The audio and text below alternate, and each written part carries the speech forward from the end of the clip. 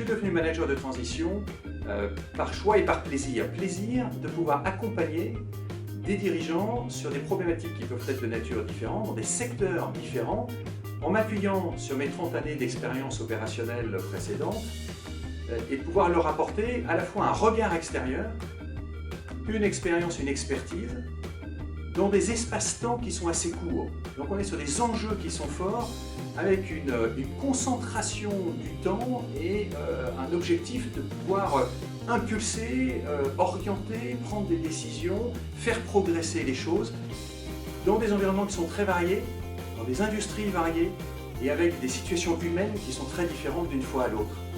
Donc c'est un métier passion.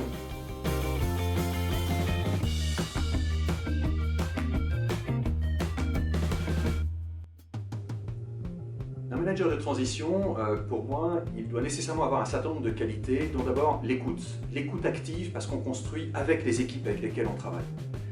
Une capacité à analyser rapidement les situations, à en faire des synthèses et pouvoir établir les plans d'action. Alors une fois que tout ce travail a été fait, qu'il y a plus un travail finalement de consultant, ce que je suis par ailleurs, il y a une deuxième dimension, c'est la dimension de mise en œuvre. Et donc là, des capacités de pouvoir également entraîner l'ensemble de ces équipes, donc les dimensions de savoir-être, de leadership, d'entraînement sont absolument essentielles à la réussite de ces missions.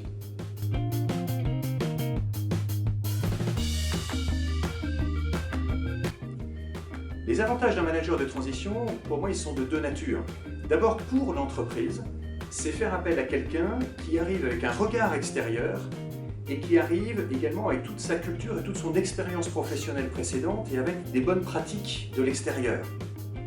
Et pour nous-mêmes, managers de transition, c'est la chance de pouvoir conduire des missions qui sont extrêmement diverses les unes par rapport aux autres, sans être nécessairement pris dans des enjeux de pouvoir propres à l'organisation elle-même. Donc on conserve une véritable liberté de penser, et dans une certaine mesure, une liberté d'action, mais qui encore une fois est limitée et conditionnée par notre capacité à entraîner les équipes dans le projet que l'on vient porter et défendre.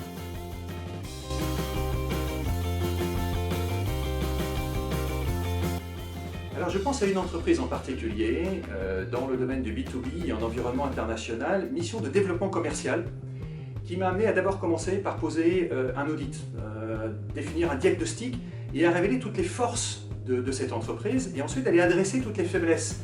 Certes sur le plan commercial, mais aussi sur d'autres sujets, des pratiques marketing, par exemple marketing amont, marketing aval. Et donc du coup de construire avec l'ensemble de ces équipes marketing et commerciales les plans d'action qui vont permettre de repartir en croissance. Et du coup, ça a permis également d'introduire le successeur titulaire du poste en le mettant déjà en situation avec des plans d'action qui sont clairement établis.